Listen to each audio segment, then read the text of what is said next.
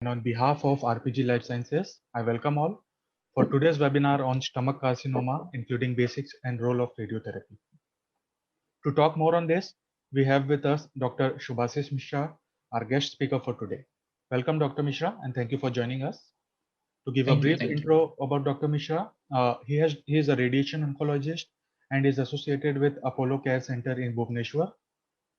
He has completed his MBBS from MKCG Medical College, Behrampur, his Doctorate of Medicine Radiotherapy from SCB Medical College, Cuttack, and subsequently completed his DNB Radiotherapy under National Board of Examination. Moreover, Dr. Mishra is an esteemed member of National Academy of Medical Sciences, Cancer Epidemiology Prevention and Control Program, American Society of Clinical Oncology, and European Society for Medical Oncology. He is constantly associated towards creating awareness about cancers through his lectures and would continue to do the same even today. So without any further ado, I welcome Dr. Mishra and would request him to carry forward the session. Thank you, sir. Over to Thank you. you. Thank you. Thank you for the nice intro. Yes, welcome you all in this educational platform, in which in the few minutes we are going to discuss about carcinoma stomach, the basic things to know, that whatever basic knowledge we need to have, and the role of radiation therapy, that is being a radiation oncologist, our role where we stand in management of carcinoma stomach. So a warm welcome to you all. First of all, as we all know, this month of November is Carcinoma Awareness Month. It is generally observed as awareness of carcinoma for carcinoma lung, carcinoma stomach, carcinoma pancreas, and carcinoid syndrome. These four carcinomas this month is known to create awareness. So in this particular discussion, we will focus on carcinoma stomach, its basics, and the role of radiation therapy. Before going to the topic proper, first of all, let's have a basic look into the anatomy of stomach. It is as we all know, it is a important part of our digestive system, just distal to the esophagus, which is commonly known as food pipe. So so the basic role of stomach is for digestion purpose. The gastric acid or the gastric juice which is secreted, it helps in the digestion of the food material which we swallow. So this is the pictorial representation of the anatomy. For studying the topic proper, that is for carcinoma, we need to know the basic anatomical parts of stomach. That is proximal stomach. It's basically, if we divide it into two parts, that is proximal stomach, the upper half, and distal stomach, the lower half. The upper half, the whole of the stomach, the major part is the body of the stomach. The upper part, which remains as a cap, is the fundus of the stomach, and just prior to the fundus is the esophagogastric junction, that is the esophagus and gastric, that is the stomach joints. In the distal part, when we come, then the distal part mainly comprises of pylorus and antrum, through which it is connected to the small intestine. The first part of the small intestine, it is the duodenum. So while forming these structures, the smaller the right side aspect is the lesser curvature, and the larger left side curved part is the greater curvature. So why we need to know these anatomical aspects? Because according to the location of the tumor, according to the location of the malignant growth, that is the carcinoma stomach, the treatment varies. If it is the proximal part, then there is some different surgery is there. If it is in the distal part, then some different surgery is there. For example, if it is in the distal part, then partial gastrectomy can be done. That is, the distal part of the stomach can be sacrificed, keeping intact the proximal part of the stomach. And if it is the proximal part, then almost total gastrectomy or radical gastrectomy is the norm. So the parts, they are important to designate or to formulate our treatment modalities. One, the second part, some basic part of the due to gastric ulcer prone, from which evolves from the ulcer, it mostly the location is in the distal part, that is the antrum, pylorus, this aspect. H. pylori infection, it has a particular predilection, lesser E. So when coming to the topic proper, that is the stomach cancer, or the commonly known as the gastric cancer, it begins when healthy cells in the stomach, that is the stomach epithelial lining, become abnormal and grow out of control. A tumor can be whenever we utter the term tumor, it can be benign or malignant. Cancer, typically we mean the malignant counterpart. Why it is malignant? Because it has a tendency to outgrow its surrounding cells and to spread to the distant organ, commonly known as metastasis. So it has a tendency to spread to distant organ. That is mostly, or we can say more or less, that only malignant tumors, they metastasize. Benign tumors are rarely they do metastasize to other or other anatomical organ. They're confined to the site of origin mostly. Right. So cancer, as we saw in the various anatomical part of stomach, cancer can begin in any part of the stomach, or any part of the stomach. The normal cells, they can turn into malignant counterpart.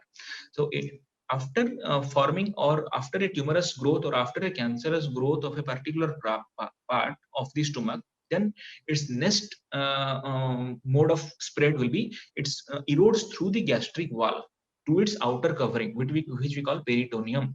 So it erodes through the gastric wall to the peritoneum. Then it involves the regional nodes. So the regional lymph nodes are involved. So the tumor proper, there comes the we need to describe the tumor proper, where it is, how what is the size, how far it has infiltrated. Second is the node, the regional nodes, whether they are affected or not, which region of node are affected, how many number of node are affected. These all are important points to describe the stage of the disease and to decide the management of the disease. Right. So next, after going to the regional nodes, it then spreads to the nearby or the distant organs. For most common organ to be involved from carcinoma stomach, the distant metastasis is to the liver. So it also involves lungs, that is bilateral pulmonary metastasis, or bones, or in case of women, it generally causes Krugenberg syndrome by involving the ovaries. Right. So these are all important so these are all important aspects in determining the staging. Staging means the extension of the disease. While describing, it applies to all the regional sites of malignancies, that when describing a malignancy, we generally focus on two aspects. What is the type of the cancer? That is, it is a cancer or not, whether it is a cancer or not first. Next, biopsy gives us a information that what is the type of cancer. Second is the what is the extension of cancer. So the type of the cancer, we can describe that whether it is a carcinoma, squamous. Coming to the stage, we need to say that the stage is whether it is locally confined, or it is involving the other side of the body. That is, if it is stage 1, 2, 3, or 4 in stomach, there are, in most of the malignancies, there are mainly 4 stages. So which stage it belongs, according to the stage of the tumor, the treatment protocol varies, the outcome varies, the prognosis of the patient varies. So first, discussing on the type of the stomach cancer. So type, basically most common type of stomach cancer are of adenocarcinomatous type. Adenocarcinoma because it originates from the epithelial lining of the stomach, which is glandular in nature. So most common type is adenocarcinoma. Other common types are like your lymphoma from the lymph cells inside the interstitial tissue, then gastric sarcoma from the muscle lining, and neuroendocrine tumors. These tumors are also found, but numerically they are quite rare, and the most common type is adenocarcinoma of stomach. When we say carcinoma stomach, most commonly, or in 90 to 95% of cases, it implies that it is the adenocarcinomatous type. Whenever a different malignancy is there, we need to specifically specify that this is this type of carcinoma or this type of lymphoma of stomach. When we say carcinoma of stomach, it means that it is adenocarcinoma of stomach. So then, coming to the risk factors of stomach, just to have a brief knowledge that age, it commonly occurs in elderly population beyond 5th decade. 5th to 6th decade is the most common age. Gender, male are more affected than female. Bacteria Helicobacter pylori infection is a predisposing factor for causing stomach malignancy. Then history of family history of any case of Lynch syndrome or Jolie-Jones syndrome or malignancy of stomach. These causes an increased predilection or increased risk for malignancy of stomach. Then race. These white people are bit immune from the rest of the world in causing carcinoma stomach. And diet, this is an important predictor. Diet, the smoky, oily, and salty diet, this causes more risk for carcinoma stomach, more ulceration, more erosion of the overlying endothelium of the stomach. So it causes a risk for developing malignancy. Then any previous surgery, occupational exposure, like exposure of certain chemicals like asbestos, nitrosamines, etc., tobacco and alcohol use, obesity, these are all risk factors for causing gastric malignancy. Then a question comes to our mind, that how will we suspect that it is a case of carcinoma stomach? So carcinoma we cannot suspect. Generally, carcinoma is a diagnosis proper. So in prior to that, we can some symptoms suggest that there is some abnormality in the stomach. For example, ulceration is a predisposing factor for carcinoma stomach. So the common symptoms of ulceration can lead to or suspect or can speculate our mind that some abnormality may be there when a prolonged ulceration is there, or when it is non-healing since a quite time after taking adequate precaution and modifying the dietary habit. So most common complaint are the heartburn, the retrosternal chest pain or retrosternal burn, heartburn, which we say, which is mainly due to reflux. So the gastroesophageal reflux, it causes indigestion or heartburn. Pain or discomfort in the abdomen, in the upper abdomen mainly, nausea and vomiting sensation, because it is just below the food pipe or esophagus. So when a growth is there, so it will hamper the normal downward flow of the food. So regurgitation will be there, nausea and vomiting will be there, which are most common features. Then bloating of the stomach or abdomen after meals, loss of appetite, weakness and fatigue, it occurs due to consumption of the cancerous cells. It consumes the metabolites. Then blood vomiting, if the particular tumor, the blood vessels, they are quite friable and fragile. So whenever forceful vomiting is there, blood will come along with the blood will be, so black stool will be there. So vomiting of blood or causing black stool and unexplained weight loss, these are the common symptoms which will raise a suspicion that we should consult our nearest oncologist for evaluation of our pathology. Then when we go to our oncologist, what are the common investigations he need to do, or he generally prescribes to know that it is a carcinoma tumor? First one is as it is a gastrointestinal tract pathology, so the upper gastrointestinal endoscopy or the upper GI endoscopy is done. Through the endoscopy, when it is found that some ulcerated or some tumorous growth is there, then a biopsy, a chunk of the tissue is taken. So biopsy is done. From that biopsy, carcinoma stomach is confirmed or diagnosed properly. Then after that, the type of the tumor is known. Our next aim is to designate the staging, that is how far the tumor has spread. First, this according to the spread of the disease, we can know by CT scan of the abdomen and thorax, because whether the lower part of the esophagus and gastroesophageal nodes are involved or not. So the CT scan of the thorax and abdomen is to be done. It will also give us an impression that the distant organ like liver and lungs, whether they are involved or not. Nowadays, we have a luxurious modality to assess, known as the PET scan. It will, in one scan only, it will evaluate whole of the body, and due to the FDG, that is the metabolite. So wherever the radioactive nucleotide FDG, wherever increased metabolism is there, that part of the body or that part of the tissue will glow up. So we can know the all over wherever the tumor cell are there throughout the body. So a single shot diagnosis to designate the staging is PET scan now in nowadays, though a bit costly. Then after these modalities, we need to stage the disease. Why need to stage the disease? To designate that to which stage or which category this tumor or which we are dealing with it belongs, so that we can decide our plan of management, and next we can counsel or we can communicate with the patient regarding the future or the prognosis of the disease. So when coming to stage, it is designated by T and M category. T for tumor, N for node, and M for metastasis. So what is the tumor size and what is the tumor stage. Next is the node, whether the node are involved or not, how many nodes, which region nodes are involved, metastasis, whether it is there or not, distant organs are involved or not, and how many organs, how far they have involved. So from these TNM status is noted, then staging is done in carcinoma stomach. As we have just discussed previously, stages are from stage 1 to 4, 1, 2, 3 or 4. Then depending on the extent of tumor, it is done. So, so as we have discussed, it helps in deciding the management plan and indicates the prognosis. Then coming to after doing the staging, what we need to do, the treatment part. The treatment, as we know, in all malignancies, so and in the treatment aspect we were discussing commonly surgery, chemotherapy, radiotherapy, and nowadays we have got a new modality of targeted therapy and immunotherapy. These all modalities of treatment are well applied in carcinoma stomach. If it is in early stage, from the staging we know that it is an early stage and it is a treatable tumor, then surgery is the first choice, will be the first choice of treatment. So surgically, when it is explorable, it needs to be operated, first point.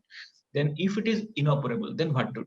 Or in some recent studies, they have shown that in case of stage 2 onwards, they have seen that if we give pre-operative chemotherapy or pre-operative treatment, for say, we don't, I'm not jumping into the particular mode of treatment, it will be discussed subsequently. So if we give some form of treatment prior to surgery, known as neoadjuvant treatment, then the tumor size is decreased or the tumor is shrinked, so that the surgery is better, the tumor is better operated, it is better operable, hence the treatment outcome is better. So pre-operative chemotherapy particularly has a role, it is proven in case of stage 2 onwards disease. So pre-operative chemotherapy, then surgery, and after surgery, when we get the sample of the tissue, then we subject it to histopathological examination. From the histopathological examination, by cutting it through thin slices, the pathologist confirms or pathologist he or she describes it into proper staging system. That is how far it has infiltrated. What is the staging? Pathological staging. It is called pathological staging. First, after the scanning, we do the clinical staging. Then after surgery, we get the pathological staging. So from the pathological staging, after knowing the proper stage of the disease, next treatment part, whatever is given, is known as the adjuvant treatment. So neoadjuvant surgery, then adjuvant treatment. So the adjuvant treatment can either be adjuvant chemotherapy or either radiotherapy or adjuvant chemoradiotherapy. It depends on the pathological staging which we obtain from the pathologist. So in certain stages, adjuvant chemoradiotherapy is of proven benefit, or otherwise, if radiation is not required, then only adjuvant chemotherapy can be given. Then next point, if it is a metastatic case, then surgery has no role. Or if it is distant, if it has involved the distant organs, then removing out the particular stomach, it has of not much benefit. So systemic form of therapy, that is chemotherapy, need to be given. In that case, targeted therapy has got a bigger role. That is in case of metastatic carcinoma stomach, or in case of recurrent carcinoma stomach, targeted therapy and immunotherapy, they have shown proven benefit nowadays. We will mainly focus our topic or the next phase of discussion into radiotherapy part, which is the role of radiotherapy in carcinoma stomach. So first of all, radiotherapy, what it is, radiotherapy, as we all know, is the use of high energy X-rays or other particles to destroy cancer cells. A radiation therapy regimen or schedule, it usually consists of a specific number of treatment given over a set period of time. That is, in case of carcinoma stomach, we need to decide the number of fraction of radiation depending on the status in which we are giving, whether we are giving pre-operatively, that is before surgery, in neoadjuvant setting, whether we are giving, or after surgery, after getting the slide and after getting the pathological staging, we are giving it in adjuvant setting. So we need to decide that first. So because the dose and fractionation and area of coverage of radiotherapy varies. So that is point number one. And the next is, the radiotherapy is generally given once a day for 5 days in a week. So in carcinoma, generally 25 to 28. So for example, 5 fraction a weeks means it will last for 5 to 6 weeks. That is around 1.5 months. The process will last. So single fraction a day for 1.5 day, Saturday and Sunday off. These are the routine or usual radiotherapy practice we follow. 28, 25, 28 or 30 number of fraction depending on the stage of the disease and depending on the patient's general status. people with carcinoma stomach usually receive external beam radiation therapy, means EBRT, commonly short form it is said EBRT, that is external form of radiotherapy, or teletherapy. Radiotherapy is generally of two types, teletherapy and brachytherapy. Teletherapy is also called EBRT or external beam radiotherapy. Brachytherapy means we need to give the radiotherapy through the tumor. That is, it is generally given accessible site of the if the disease is in accessible sites. For example, buccal mucosa, oral cavity, cervix, rectum, even esophagus. In these places, brachytherapy is commonly practiced. But in case of stomach, it is a internal organ, and brachytherapy has quite minimal or no role, we can say. It is mainly treated by external radiotherapy, by radiotherapy machine or the LINAC machine, which we commonly encounter nowadays. So radiotherapy, again, it mainly, when we go through the era or when go through the history of the radiotherapy, it has improvised, and it has come in a larger way in the recent days. Previously, it was given through cobalt machine, right? Like cobalt machine means the conventional planning was done, and wherever the stomach or the target area was there, so it was targeted. Along with it, its surrounding normal structure were also getting the radiation. So what was the result? That though the tumor was healed, or the tumor or the target dose, we can achieve, the tumor got the dose, but its surrounding normal structures which were not involved by the malignancy, or which were not supposed to get the radiation dose, they were also getting the radiation, which gave rise to the side effects or the toxicity part. So in our radiotherapy, we have a principle that we need to increase the therapeutic ratio. Therapeutic ratio means whatever dose we are intending to plan to the target structure, it has to get the maximum dose, and the surrounding normal structure, generally we call them OAR or organ at risk, they need to get the minimum dose. So the target dose should get the maximum dose, and the surrounding structure, normal structure, should get the minimum dose. So whenever we can increase this gap, then we can get the better therapeutic ratio. So therapeutic ratio could not be achieved in case of primitive or conventional planning, or in case of primitive cobalt machines. So with betterment or advancement of machine or technical modalities, so LINAC machine came into picture, linear accelerator, where the target structure can be definitely planned in a precise way. More dose can be given, and the surrounding structures dose can be minimized. So then comes the different radiotherapy techniques like 3D conformal radiotherapy, IMRT, or the intensity modulated radiotherapy. Then again, as the stomach is in a case of motion due to peristalsis, so the stomach moves. So according to the movement of the organ, and due to respiration also, as the abdomen moves, so according to the movement, the radiotherapy is to be targeted accordingly. That is called as image guided radiotherapy, IGRT. So this IMRT, IGRT, these are all newer modalities of treatment of radiotherapy. So by giving through these modalities or these techniques of radiotherapy, what we are achieving is we can target the radiation dose to the particular organ or our area of interest, and we are minimizing, or we can clearly avoid the surrounding structures, because in abdomen we have got many vital structures like the kidneys, the liver, the small intestine. Just above that, the lungs, both the lungs, heart. So in behind we have got spinal cord. So we have to give dose to the stomach by avoiding dose to the all these normal structures which are not involved. So how can we give?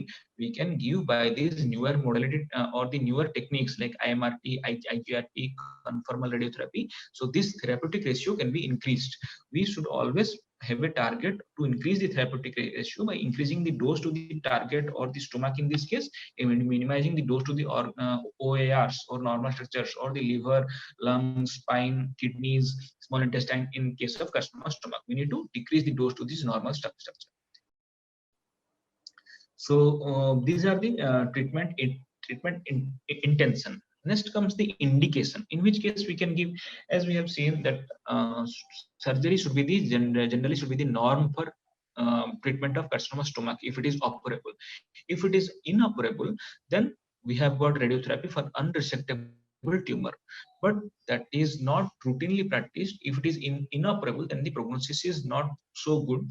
So in that case we can give radiotherapy, but the outcome will be not so bright as opposed to surgery, or in case of palliative case where bleeding is there, extreme gastrointestinal bleeding is there, or metastasis to the bone and pain is there. So by targeting radiation to that particular site, we can decrease the bleeding and we can decrease the pain. But most commonly, radiotherapy is used in just before surgery in case of preoperative setting, or adjuvant or after surgery, that is the adjuvant setting, adjuvant radiotherapy. Different trials were done, different studies were conducted comparing preoperative radiotherapy compared to adjuvant radiotherapy in carcinoma stomach, but they have not got conclusive evidence that preoperative radiotherapy is better or even comparable to adjuvant radiotherapy. So adjuvant radiotherapy is more accepted or more practiced nowadays compared to preoperative radiotherapy in carcinoma stomach. But when we come to esophagus case, then preoperative radiotherapy has got a role. So gastroesophageal junction tumor or proximal cardia or fundus or portional stomach involving the lower esophagus, then preoperative radiotherapy can have a role. But more or less, when we discuss topic on carcinoma stomach proper, then adjuvant radiotherapy we need to discuss.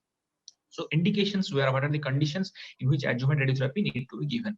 If the after surgery the margin is positive, ideally if the margin is positive, then again resurgery should be done.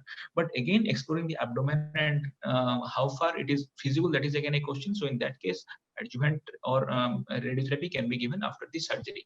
Next is if node is positive, that is if the regional nodes are involved, more number of nodes are involved, then adjuvant, then radiotherapy has got a role. It has to be given along with chemotherapy, weekly chemotherapy, which is given in a concurrent setting to increase the effect of radiotherapy.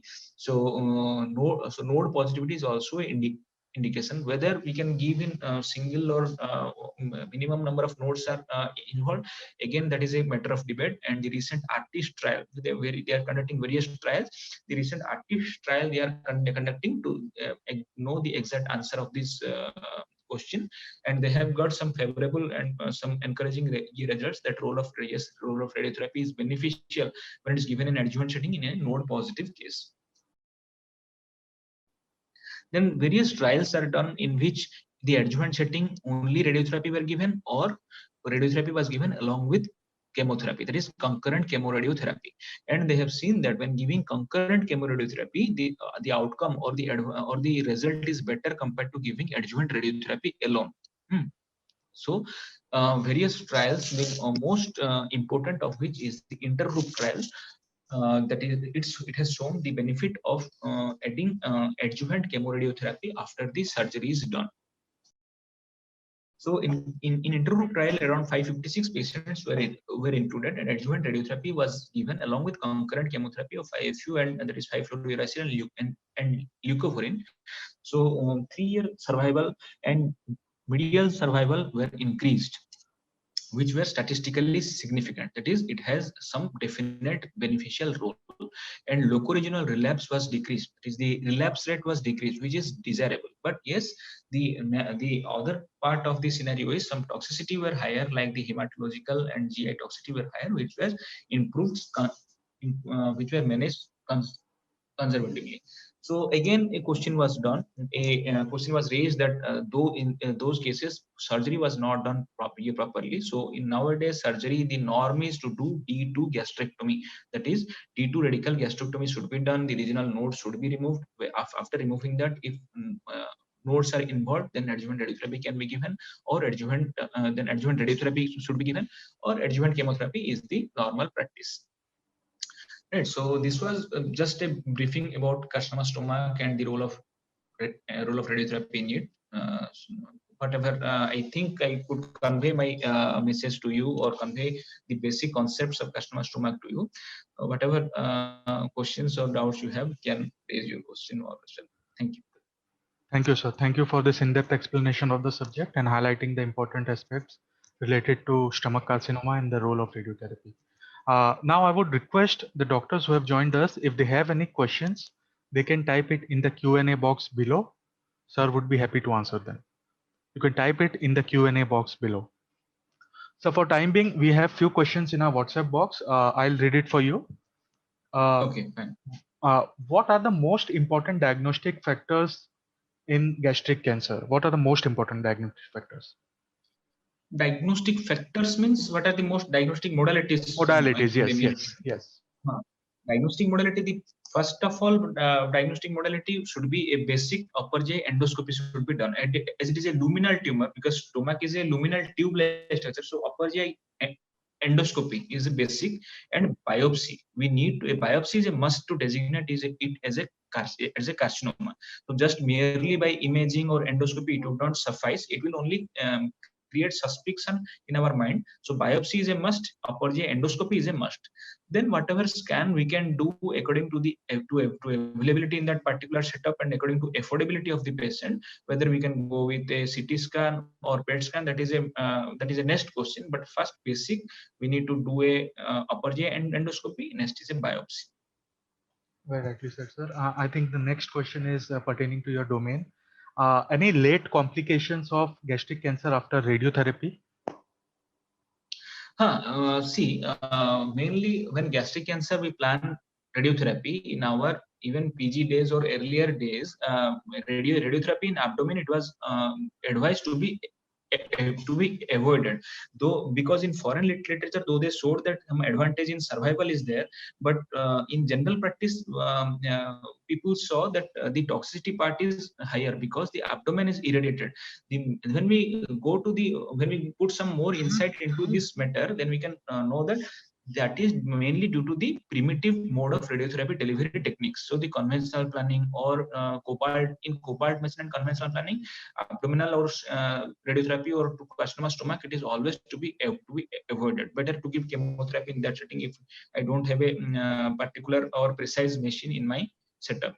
So when with the advent of these newer techniques like IMRT, IGRT, more precise treatment dose could be delivered. So in these cases, the toxicities could be minimized. However, if we intend to know that what are the common toxicities we need to we get, that is the mostly small bowel toxicity first of all, like gastritis, increase in number of bowel frequency, then another part and vital structure is kidney. So lead toxicity, nephritis will be there if it is not properly planned, or the dose to the kidneys are not minimized. So this target we could achieve better in case of newer modalities. So if we have newer modalities, better radiotherapy planning, then we should go for radiotherapy in abdominal areas. Otherwise, we should ideally avoid it. Thank you, sir, for clearing that. One last question we have. How can we differentiate the role of adjunct radiotherapy and chemoradiotherapy in gastric cancer? Couldn't hear you properly. How can you differentiate the role of adjunct radiotherapy and chemoradiotherapy in gastric cancer? Differentiate anything. The basic thing is adjuvant radiotherapy and adjuvant chemoradiotherapy. We need to know the things first. The next is giving adjuvant chemoradiotherapy means along with radiotherapy, concurrent chemotherapy will be given.